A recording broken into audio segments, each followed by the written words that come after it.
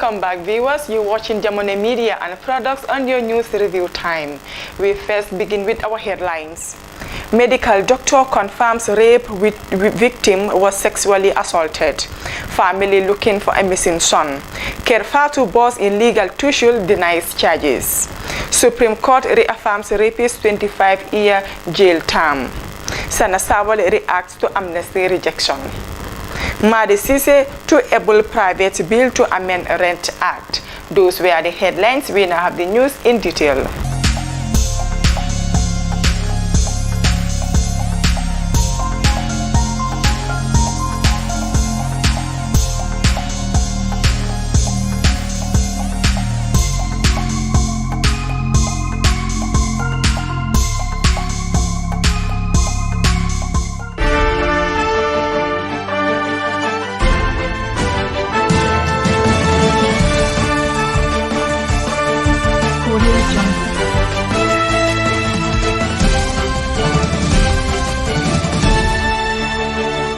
One Dr. Ramatoulaye Dramé of Kanifing General Hospital has told the High Court that a 14-year-old girl in the criminal trial of Wanfode Toure was indeed sexually assaulted.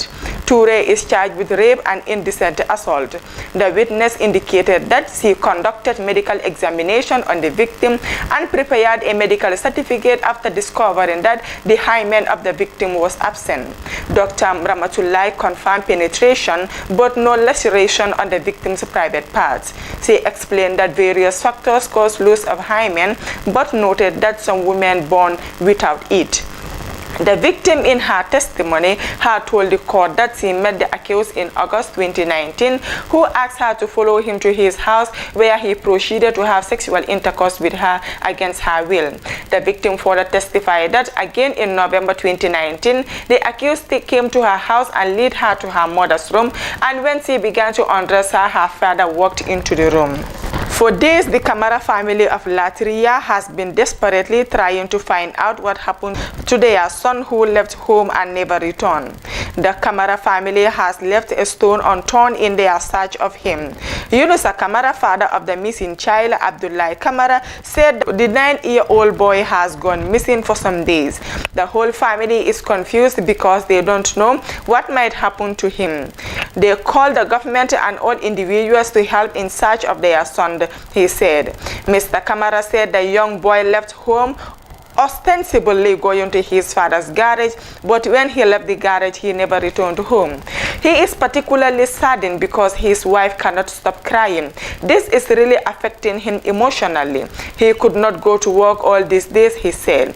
The child's mother, Maimuna Camara, said the disappearance of her son has devastated her over the past few days and appealed for help in the search. Nene J. Thompson, Fatumata Rahman Koka, Fatu Jarai Suso, Fatumata Dramé and Fatu Toure, the chief executive officer of Kerfatu, were on Monday arranged before Birikama Magistrate Court for publications of proceedings at the Children's Court in Birikama, contrary to Section 73, 1 and 72 of the Children's Act 2005.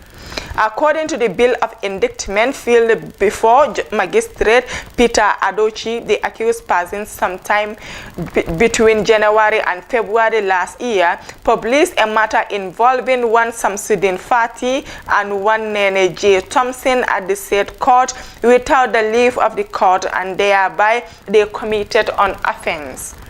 Lawyer for the accused persons, Aziz Bensouda, told the court his clients were not served with bench notice and charge sheet, appealing to the court to regularize the charge sheet. However, counsel for the plaintiff, Barrister Malik H.B. Jallo, opposed the defense request, arguing that what is before the court is an elaborate copy of the case sitting section of the law to straighten his argument. He also urged the court to revoke the bail of the third accused, Fatu Jarai Suso, due to her recent publication on social media. The accused Nene J. Thompson, Fatumata Rahman Koka, and Fatu Jarai Suso were absent during the court hearings, while Fatu Toure, the CEO of Kerfatu, and Fatumata Dramé of Paradise TV, who were on the only two of the accused persons in court, pleaded not guilty to the charges. Bearing in mind that they have 2 accused persons who are yet to be arrested, they are going to explore all means to get them before this honorable court, and they will also use diplomatic channels to get the absent accused persons before the court, Barrister Jallow exclaimed. Defense lawyer Aziz Bensouda also informed the court that there is no diplomatic channel to bring the first and the second accused persons, Nene J. Thompson and Fatoumata Rahman Koka, who are out of the jurisdiction. The presiding magistrate Peter Adochi granted the defense request for the regularization of the charge sheet before adjourning the case. The Supreme Court, presided over by the Chief Justice Hassan B. Jallow, Justice Cherno S. Jallow, Justice MMC, Justice E.F. Mbai, and Justice N. Salawada, has dismissed an appeal filed by one Usman Balde, who was appealing against a 25-year-old sentence imposed when he was convicted of raping a 9-year-old girl. The High Court found him guilty of the rape and sentenced to 25 years imprisonment on the 22nd of December 2022. He appealed to the court, of which he unanimously dismissed it. But underrated Usman Balde further appealed to the Supreme Court, where he raised complaints on mixed law and facts. The Supreme Court, however, declared that it has reason to believe the testimonies of the witness, one of whom said he saw him have sexual intercourse with the child. The Apex Court therefore declared that it cannot find any justification or reason to interfere to disturb the findings of the court below, and accordingly said the appeal lacks merit and was dismissed, thereby reaffirming the 25-year sentencing.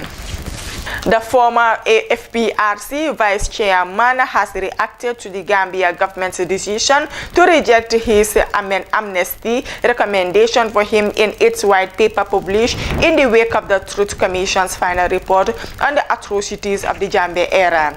The TRRC Amnesty Committee had approved amnesty for Sana Sabally, who admitted responsibility for the killing of many soldiers accused of a coup plot in 1994. But government said Sabally is one of the people who bear the greatest. But government said Sana is one of the people who bear the greatest responsibility for the human rights abuses and violations, especially in the early days of the previous government. Reacting to the decision for the first time, Sana told the Paradise TV, the issue of the TRRC is purely for the government to decide, and he do not have anything against whatever decision the government takes. He leave everything in the hands of Allah. He will continue contributing his part towards national development and reconciliation until that time that everything comes to an end. So he is not bothered because the TRRC has decided to recommend recommend his amnesty. If the government says no, that doesn't mean he have to fold his hands and stop doing what he started for the interest of the country.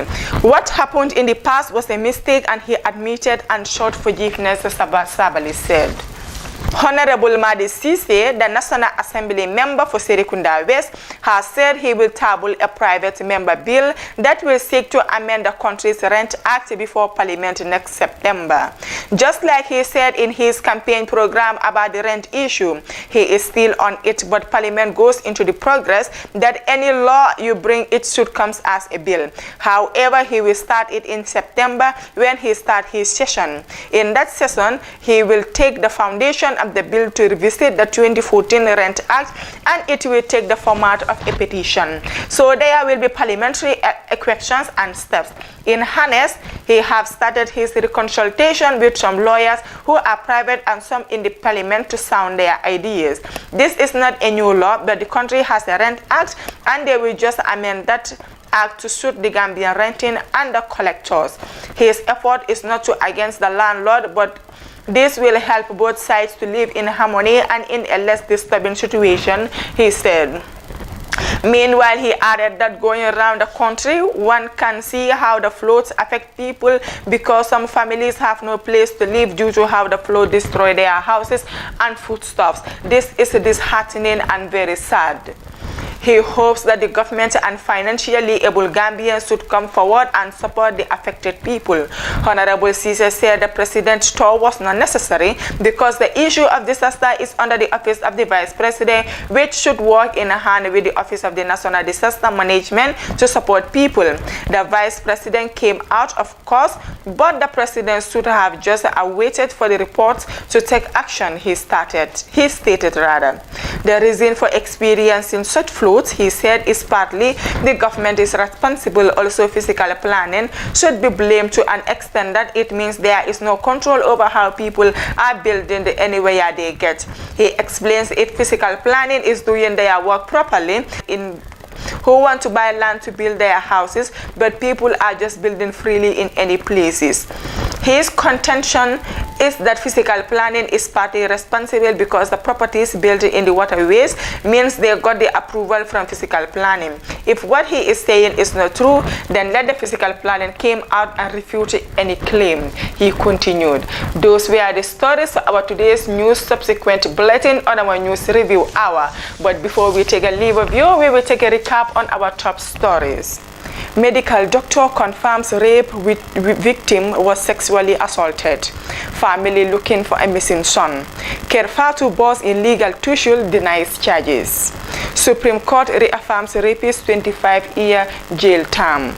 Sana Sawal reacts to amnesty rejection.